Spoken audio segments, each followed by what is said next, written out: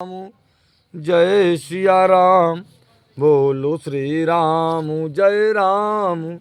जय सिया राम। बोलो श्री राम जय राम। जय सिया राम। बोलो श्री राम जय राम। जय सिया राम। बोलो श्री राम जय राम। जय सिया राम। बोलो श्री राम जय राम। जय सिया राम। बोलिए श्री सीताराम जी महाराज की जय हो। बोलिए श्री राधा रानी सरकार की जय हो। बोलिए श्री रामायण महारानी की जय जयकार हो। श्री वाल्मीकि जी महाराज की जय जयकार हो। श्री गोस्वामी तुलसीदास जी महाराज की जय जयकार हो। बोलिए सब संतन की जय जयकार हो। बोलिए सब भक्तन की जय जयकार हो। बोलिए अपने अपने माता पिता भाई बंधु गुरु भगवान की जय जयकार हूँ। चलते हैं नित्य प्रतिदिन की तरह श्री खेरापा सरकार आश्रम वीरपुरा में चलने वाली कथा। परम पूज्य वाल्मीकि जी महाराज कहते हैं कि महाराज रामचंद्र जी ने भी अपनी पूरी रणनीति बना ली अब, क्योंकि विभीषण ने कहा कि महाराज चिंता न करो, हमने 4 अपने दूत भेजे थे पक्षी के स्वरूप में, वो पूरी लंका की व्यवस्था को रणनीति को समझ करके आ गए हैं। आप भी अपनी रणनीति बनाएं और युद्ध की तैयारी करें।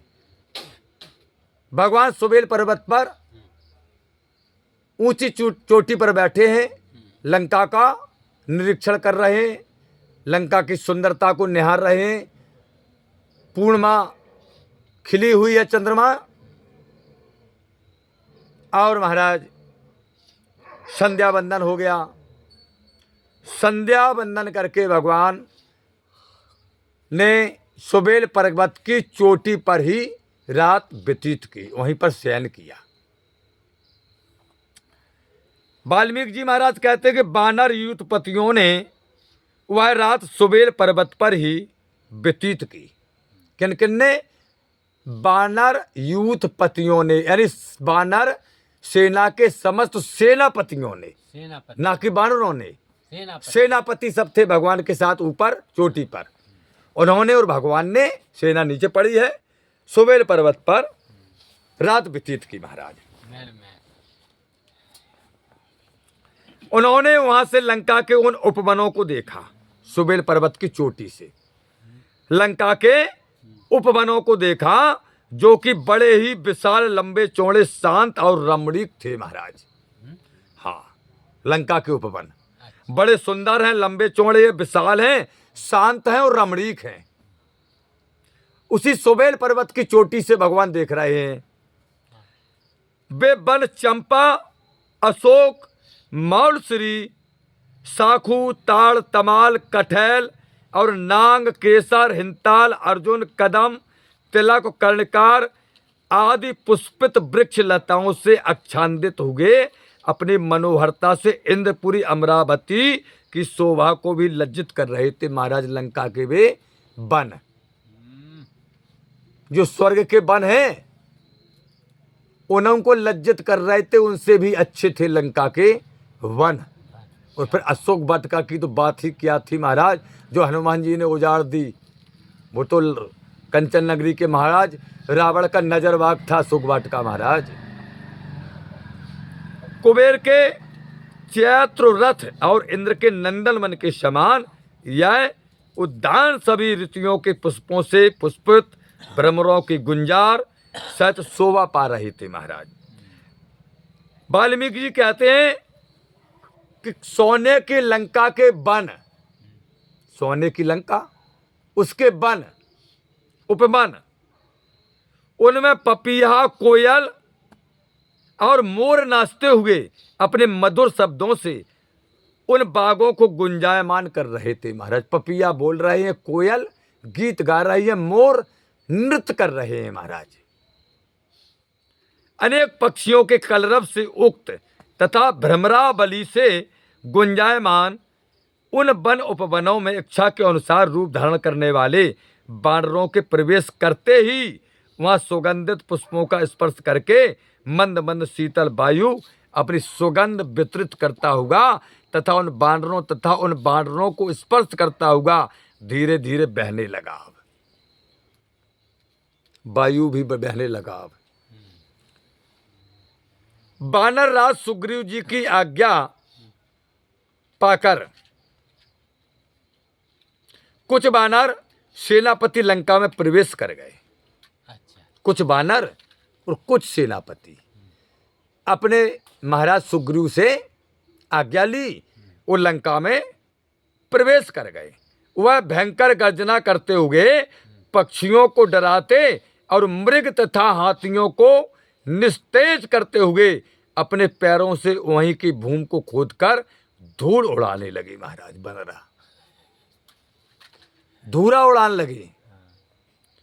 उनके द्वारा उड़ाई हुई धूल से आकाश मंडल को आच्छादित कर दिया। आकाश में छा गई महाराज आज लंका की धूल। बानरों द्वारा किए गए भीषण गर्जन से भयभीत होकर के रीछ, सिंह, भैंसे, हाथी, हिरन और पक्षी दिशा विदिशाओं में भागने लगे लंका के सब। हाँ, हाथी, भैंस, भैंसियां, गैया, जितने भी जानवर थे, पक्षी थे, सब लंका छोड़ करके आज कोई इस दिशा में, कल कोई उस दिशा में, सब भागने लगे। अब क्या हुआ महाराज वाल्मीकि जी कहते हैं कि ये निर्भीक बानर स्वच्छंदा पूर्वक विचरण करते हुए बड़ी मस्ती में, हाँ किसी का भय नहीं है, बड़ी मस्ती में वहां भ्रमण करने लगे लंका में। अब उन्होंने वहां देखा कि त्रिकूट पर्वत का एक शिखर अपनी ऊंचाई से आकाश को स्पर्श करने वाला है। ये बंदरों ने देखा कि लंका में एक त्रिकूट पर्वत है और इतना ऊंचा है कि वो आकाश को छू रहा है। यह 100 योजन विस्तार वाला शिखर अपनी ऊंचाई के कारण बलवान बानरों की पहुंच से भी परे है। इतना ऊंचा है कि बानर भी चोटी पर नहीं पहुंच सकते। त्रिकूट पर्वत इतना ऊंचा है। रावण द्वारा सुसज्जित लंका उसी त्रिकूट पर्वत पर स्थिर है। उसी पर है रावण की लंका जो आकाश को छू रहा है, त्रिकूट पर्वत की चोटी। लंका हाँ, जिसकी लंबाई 20 योजन और चौड़ाई 10 योजन है। लंबाई कितनी है? 20 योजन, 20 चौको 80 कोस, 38 24 240 किलोमीटर लंबाई। चौड़ाई जैसे आदि 10 योजन, 10 चौको 40 कोस, 4 चौको 16, 4 तिया 12, 120 कोस की चौड़ाई। 120 कोस की चौड़ाई। इस नगरी के चारों ओर बाहर दीवारें हैं, चारों ओर दीवारें हैं, बीच में नगरी है महाराज। तथा श्वेत वर्ण मेघों के समान ऊंचे ऊंचे 4 दरवाजे हैं लंका के। कैसे? श्वेत वर्ण के जैसे आकाश नहीं होते बादल, ऐसे सफेद कलर के बड़े ऊंचे ऊंचे 4 दरवाजे हैं लंका के। वर्षा ऋतु के बादलों से युक्त आकाश के समान वह लंका राजभवन और देव मंदिरों से अत्यंत रमणीक प्रतीत हो रही है। उसमें जो राजभवन बना हुआ है उसमें 1000 खंबे लगे हुए हैं। जो रावण जिस भवन में रहता है, राजभवन, 1000 खंबे लगे हैं महाराज। तथा वह अपनी ऊंचाई के कारण कैलाश के शिखर के समान आकाश से बातें करता हुआ सा जान पड़ता है महाराज। कैलाश पर्वत की समान ऊंचा।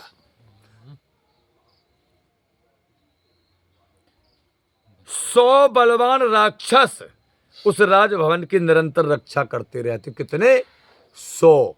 बेऊ कौन? महाबलवान।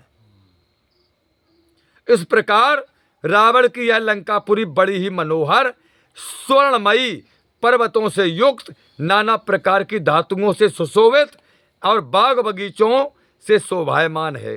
अकेले भवन नहीं बने थे सोने के, वहां के पहाड़ हैं, पर्वत, वो भी सोने और धातुओं के थे महाराज। लंका की। इस धन धान से पूर्ण अनेक पक्षियों के कलरव से शब्दायमान मनोहारी हरणों से सेवे सुगंधित और सुंदर पुष्पों से युक्त स्वर्ग तुल्य लंका को देख करके भगवान श्री रामचंद्र जी अत्यंत विस्मित हो गए महाराज। भगवान जी कहने लगे, भाई रे भाई, सोने की लंका, सोने के पर्वत, इतने अच्छे वनभाग, ये तो हमारी अयोध्या में भी नहीं है। साधारण नहीं था महाराज रावण, इसलिए कहा गया था कि कंचन नगरी का राजा, सोने की लंका का राजा था महाराज। तो भगवानों से पैसा में बड़ो होता। हाँ, इस प्रकार श्री रामचंद्र जी अपनी विशाल सेना के साथ रत्नों से परिपूर्ण, नाना प्रकार की रचनाओं से सुसज्जित, राज प्रसादों से अलंकृत और मंत्रयुक्त किवाड़ों वाली यह अद्भुत पुरी देखी भगवान ने लंका। पूरी लंका में मंत्रों के किवाड़ लगे थे महाराज, चारों तरफ से किली थी लंका, मंत्रों के किवाड़, यानी किली थी चारों तरफ से, क्योंकि सब तपस्वी थे, सब तपस्वी थे महाराज। सुग्रीव आदि प्रमुख वानरों के साथ सुबेल पर्वत से इस शिखर पर भगवान श्री रामचंद्र जी लंकापुरी की अपूर्व छटा को विस्मय के साथ देख ही रहे थे कि अकस्मात उनकी दृष्टि नगर के फाटक के एक शिखर पर पहुंच गई। भगवान की नगर के एक दरवाजे के एक फाटक पर भगवान की निगाह पहुंची। वहां उन्होंने दुर्जय रावण को देखा। उत्तर दिशा वाले वहां पे खड़ो तो रावण, और भगवान तो बहुत ऊंचाई पे हैं। वहां से निगाह पर ही भगवान ने देखा कि ये रावण, ये खड़ा रावण उत्तर दिशा के गेट पर, फाटक पर। उसके दोनों ओर चमर डुलाए जा रहे थे। रावण खड़ा है, दासियां चमर डुला रही हैं। और का कंचन नगरी का महाराज है, राजा है। उसके सिर पर विजय छत्र सुशोभित था महाराज। रावण के सिर पर छत्र था, वो भी विजय छत्र। विश्व विजय नहीं हो पाओ तो, अयोध्या जो अंदना जीत ले तो बाद में विश्व विजय हो जा, तो रघु को नहीं जीत पाओ, अज को नहीं जीत पाओ, और दशरथ जी ने तो जाने क्या बेर खदेड़ो भाई। शरीर में रक्त चंदन का लेप किए हुए था, पूरे शरीर में लाल चंदन का लेप था रावण के में महाराज। भगवान देख रहे हैं वहीं से। रक्त वर्ण के आभूषण धारण किए हुए था, लाल कपड़ा पहने हुए था। वह काले मेघ के समान प्रतीत होता था, जैसे काले बादल होते हैं, क्योंकि उसका स्वरूप भगवान का सांवला था, उसका काला था। सुनहरी कामदार वस्त्र ओढ़े हुए था महाराज। वह खरगोश के रक्त समान लाल वर्ण के वस्त्रों के समान संध्याकालीन धूप से शोभायमान मेघों के समान दिख पड़ता था। वानरेंद्र सुग्रीव रावण को देखते अचानक खड़े हो गए। सुग्रीव ने देखा और सुग्रीव भी अचानक खड़े हो गए महाराज। वे क्रोध वेग से उद्विग्न हो उठे। जैसे सुग्रीव ने रावण को देखा और गुस्सा आ गई सुग्रीव को, तथा शारीरिक और मानसिक बल से युक्त होकर वह सुबेल पर्वत के इस शिखर से अनायास हो उछल करके उस द्वार पर कूद गए। रावण सुग्रीव रावण को देखा और गुस्सा आई, क्रोध बढ़ो ने, उन्हें भगवान से नहीं पूछी और सीधे सट कूद गए जा पर्वत से बा पर्वत पर। वे वहां पहुंचकर एक मुहूर्त भर निर्भयता पूर्वक रावण की ओर अब देखते रहे। एक मुहूर्त खड़े रहे आराम से, निर्भय, कोई भय नहीं, वो रावण को निहारते रहे। वहीं से सुग्रीव महाराज फिर उन्होंने रावण से कठोर वचन कहे। अब सुग्रीव ने वहीं से कहा कि हे राक्षस राज, मैं भगवान श्री रामचंद्र जी का सखा और सेवक सुग्रीव हूं। सखा भी हूं, सेवक भी हूं भगवान श्री रामचंद्र जी का। उन्हें लोकनाथ भगवान श्री रामचंद्र जी के अमित तेज के प्रभाव से आज तुम मेरे हाथ से मरे बिना नहीं रह पाओगे। बोले मारे जाओगे आज तुम। भगवान से नहीं पूछी ना, ऐसा कह करके वे अकस्मात सुग्रीव महाराज हाँ उछलकर रावण के ऊपर पहुंच गए। हाँ ले वो बताइए। रावण के ऊपर कूद पड़े और उसका मुकुट भूमि पर गिरा दिया। खींचो मुकुट, सट भूमि पे। उन्हें इस तीव्रता के साथ अपने ऊपर झटकते हुए देख रावण ने उनसे कहा कि हे सुग्रीव, तू जब तक मेरे सामने नहीं आया था उसी समय तक सुग्रीव था, अब मेरे सामने आने पर तो तू अवश्य ही ग्रीवाहीन हो जाएगा। यह कहकर के रावण ने अपनी दोनों भुजाओं से उसे पकड़कर पृथ्वी पर दे मारा। सुग्रीव को सुग्रीव। रावण ने, सुग्रीव ने भी गेंद की तरह उछल करके तुरंत ही रावण को दे पटका। जैसे रावण ने सुग्रीव को पटको, उस सुग्रीव महाराज ने दंड गेंद की तरह उछले और उठाओ रावण को, डालो गढ़ता और सट पटक लो। पटक लिया सुग्रीव महाराज ने। हाँ इसके पश्चात महाबली सुग्रीव और दुर्जय रावण दोनों आपस में भिड़ गए और महाराज उनमें आपस में भयंकर युद्ध होने लगा। दोनों परस्पर मिल जाने पर निश्चित हो जाने से समर में पलाश वृक्ष के समान जान पड़ते थे। जैसे पलाश को वृक्ष नहीं होत, ऐसी लग रही थी कि दरगज लड़ रहे दो दोनों। भयानक शरीर वाले दो। वे राक्षस राज और वानर राज दोनों परस्पर थप्पड़, मुक्के, कोहनी और पंजों की मार से एक दूसरे को भयंकर मार रहे थे, युद्ध कर रहे थे। बहुत देर तक फाटक के बीच युद्ध करते रहे महाराज, बहुत देर तक मल्ल युद्ध करते करते वे एक दूसरे को उछालते हुए आपस में गुथकर इतना झुक गए कि किनारे पर ही जा लगे अब, और एक ही झोंके में एक दूसरे को खूब पीड़ित करके दोनों गुथे हुए किले की खाई में जा गिरे। दोनों गिर पड़े। अब कहाँ गिरे? खाई की। किले की खाई में, जो मीटर में नाप नहीं है, इतनी गहराई है, समुद्र की खाई है वह। होना गिरे दो जने। कहां से?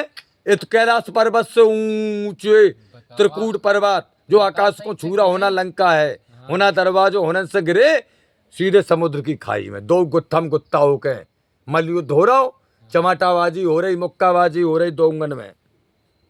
खाई में गिर पड़े महाराज और कुछ समय तक पड़े रहने के पश्चात सांस लेते हुए खड़े हो गए। अब बहुत देर तक दो पहलवान पड़े रहे सुग्रीव रावण खाई में।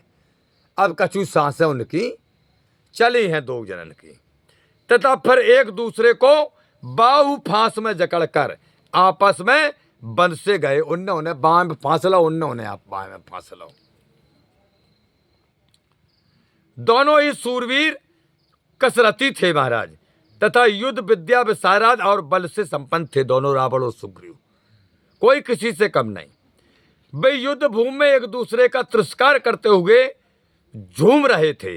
दोनों में से किसी एक ने भी तनिक भी शिथिलता अनुभव नहीं की। श्रेष्ठ हाथियों के समान पराक्रमी हुआ है दोनों वीर सुग्रीव और महाराज रावण। अपने हाथियों की झुंड के समान मोटी बाहों से एक दूसरे को रोकते हुए तथा लड़ते हुए मंडलाकार विचरने लगे।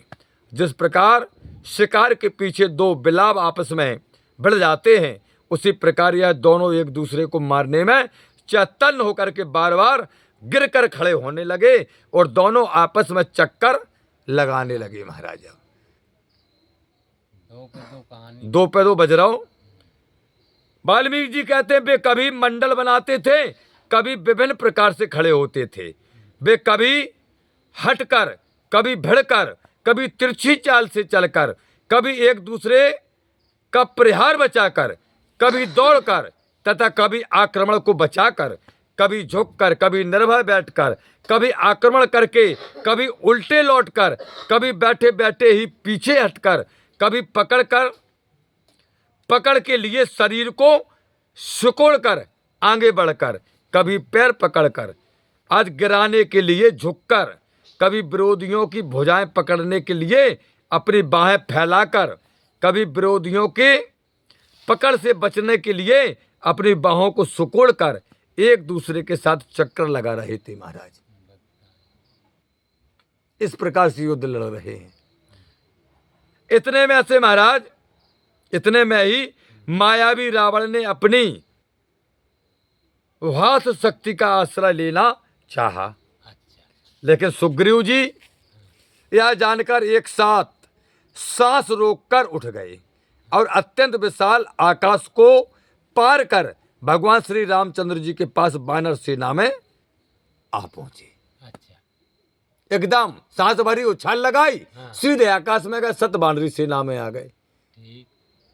रावण अब वहीं खाई में डरो, अच्छा। खाई वहीं हो रही, नीचे जा, हाँ। खाई में डरो, रावण समुद्र की खाई में। हाँ, हाँ, सुग्रीव महाराज तो 15 हते, हाँ, तो ने हाल छलांग लगाई, हाँ, और सट महाराज ने पहुंच गए भगवान नो राम नो। रावण अभी वहीं पड़ा। अत्यंत उत्साह के साथ उन्होंने वानर सेना में प्रवेश किया सुग्रीव ने, और वहां पहुंचते ही सभी प्रमुख वानरों ने सुग्रीव महाराज का हृदय से अभिनंदन किया। और स्वागत किया। श्री रामचंद्र जी ने उनके शरीर में युद्ध के चिन्ह देखकर उन्हें हृदय से लगा लिया। युद्ध के चिन्ह देखे सुग्रीव महाराज का गुत्थम गुत्था, चोटा चाटी, खून कच्चा, दुनिया भर को भाव। भगवान ने देखा कि युद्ध में से आया है हमारा सखा सुग्रीव, आज भगवान ने छाती से लगा लिया और कहने लगे कि हे वीर शिरोमणि सुग्रीव, तुमने मुझसे परामर्श किए बिना ही एक बड़ा साहस का कार्य किया है। बोले बहुत साहस का कार्य किया, बोले बिना हमारे पूछे, बोले बढ़िया साहस का कार्य किया है। राजा को कदापि ऐसा साहस नहीं करना चाहिए। बोले तुम राजा हो, इतनी सेना है, इतने सेनापति हैं, और बोले तुमने बिना पूछे, बोले राजा ही पहले जाके लड़ मरे। बोले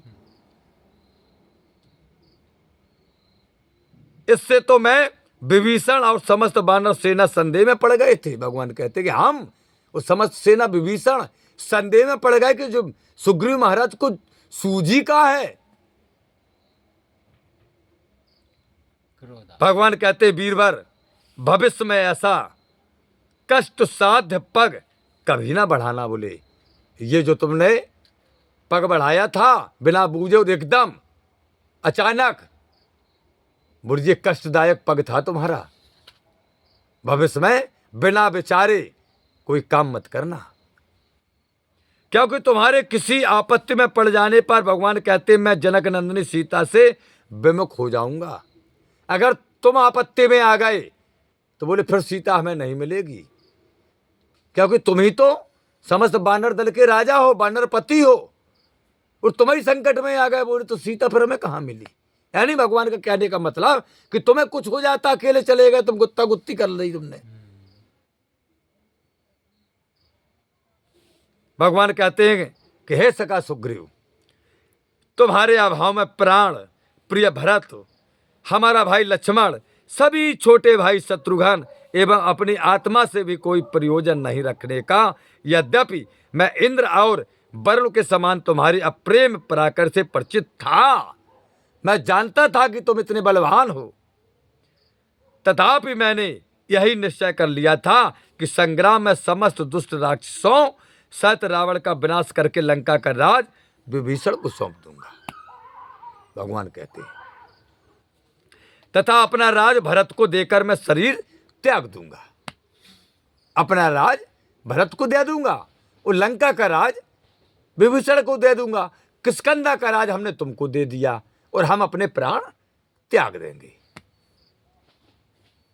किंतु तुम्हारे अभाव में मैं कदापि जीवित न रहूंगा। अगर तुम्हें कुछ हो गया तो बोले भगवान कहते कि हे सखा सुग्रीव, मैं जीवित नहीं रहूंगा। भक्त वत्सल भगवान श्री रामचंद्र जी के उक्त वचन सुनकर के वीरवर सुग्रीव कहने लगे महाराज, मैं अपने पराक्रम का यथार्थ ज्ञान रखते हुए आपकी भार्या को हरण करने वाले को देखकर भी उसे कैसे क्षमा कर सकता था। बोले क्षमा नहीं कर पाए। बोले हम रुक नहीं पाए अपने आप। बोले हमें पता नहीं है कि हम कहाँ चले गए, हमने क्या कर दो। बोले बस वो नजर आओ सो एकदम हमें जई लगी कि हमारी माता को हरण जई न करो। सुग्रीव कहते बोले महाराज बस हमने अपने आप को रोक नहीं पाया बोले। सुग्रीव जी के मुख से ऐसे स्नेहपूर्ण वचन सुन करके श्री रामचंद्र जी ने उनका अभिनंदन किया। भगवान ने अभिनंदन किया और फिर लक्ष्मण जी से बोले कि हे लक्ष्मण, हम किसी शीतल जल और फल वाले वृक्षों से युक्त वन में चल करके सेना का विभाजन करके उसे व्यूहाकार खड़ी करें, क्योंकि मैं वीर रीछ बानरों को तथा राक्षसों के विनाशक अन्य उपकरणों को देख रहा हूं। कर्कश वायु चल रही है, पृथ्वी डगमगाती हुई कांप रही है, पर्वतों के शिखर थर्रा रहे हैं, मेघ मांसाहारी पशुओं के समान दिख पड़ रहे हैं। भगवान कहते हैं कि लक्ष्मण, वे कठोर गर्जन करते हुए रुधिर मिश्रित जल की वृष्टि कर रहे हैं बोले। रक्तो चंदन के समान लाल रंग वाली संध्या भयानक दिख पड़ती है। अपन लोग देखते हैं कभी कभी शाम के समय लाल बादल हो जाते हैं, वो हो जाते हैं कभी, हो जाते हैं। हाँ। भगवान कहते हैं लक्ष्मण, प्रज्वलित उल्काएं सूर्य मंडल से टूट टूट कर गिर रही हैं। ये अस्यो, श्रृंगाल और कुत्ते सूर्य की ओर मुख किए हुए बुरी आवाज करते हुए रो रहे हैं बोले जी। सूर्य भगवान तरफ मुंह करे कुत्ता और बुरी तरफ से रो रहे बोले जी। चंद्रमा रात्रि में कालमा युक्त दिखाई पड़ता है। भगवान कहते लखन, प्रलय काल के समान उसके मंडल काले और लाल दिखाई पड़ते हैं। सूर्य मंडल निस्तेज और काले चिन्ह से युक्त दिखाई पड़ता। लखन, नक्षत्र मंडल की गति बदल गई है बोले। नक्षत्र भी बदल गए बोले। नक्षत्र मंडल जो है बोले उसकी भी गति बदल गई है, चेंज हो गई है। हे लक्ष्मण, इस प्रकार वह प्रलय काल के लक्षण हमें अब स्पष्ट दिखाई देते कि प्रलय होने वाला है। कौवे, बाज और गिद्ध नीचे की ओर उतरते हुए दिखते हैं बोले। देखो लक्ष्मण, आकाश से ये कौवे, गिद्ध, चील ये सब नीचे उतर रहे हैं। इससे ज्ञात होता है कि शीघ्र ही पृथ्वी वानर और राक्षसों के घमासान युद्ध के फलस्वरूप रुधिर से लाल हो जाएगी बोले। इतना खून बहेगा बंदरों का और राक्षसों का कि ये पृथ्वी उनके खून से लाल हो जाएगी। ये चील, कौवे, गीधे जो आकाश मार्ग से नीचे उतर रहे हैं बोले, ऐसा मालूम पड़ता है। हम और आप भी देखते थे छोटे में, जब गीधा थे तो जानवर मरने से पहले गीधा एक दो दिन पहले मरलाने लगते थे, है भैया ना। भगवान कहते लखन, इसलिए अब हमें रावण से पालित इस दुर्दम्भ लंकापुरी पर सब ओर से आक्रमण कर देना चाहिए बोले। अब आक्रमण। महाबली श्री रामचंद्र जी लक्ष्मण जी से इस प्रकार कहते हुए ही शीघ्र उस पर्वत के शिखर पर से नीचे उतर आए।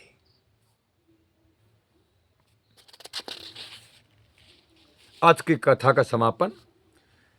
हे प्रभु आनंद दाता, ज्ञान हमको दीजिए, सिर गुसारे दुर्गुणों से दूर हमको कीजिए।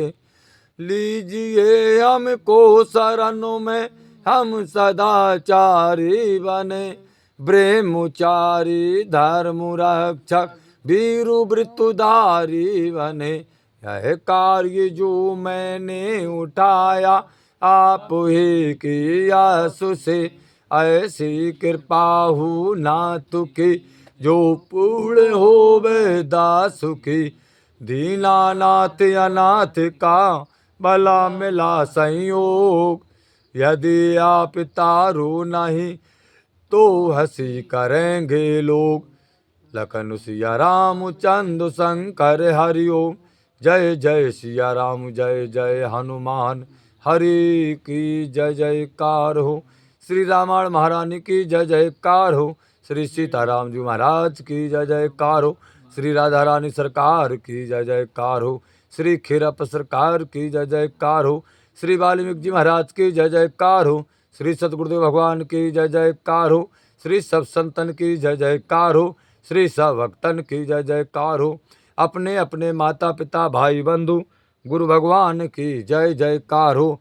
समस्त भक्तजनों की श्रोताजनों के जीवन की जय जयकार हो। हरिओम शरणम गच्छामि। हरिओम शांति शांति शांति।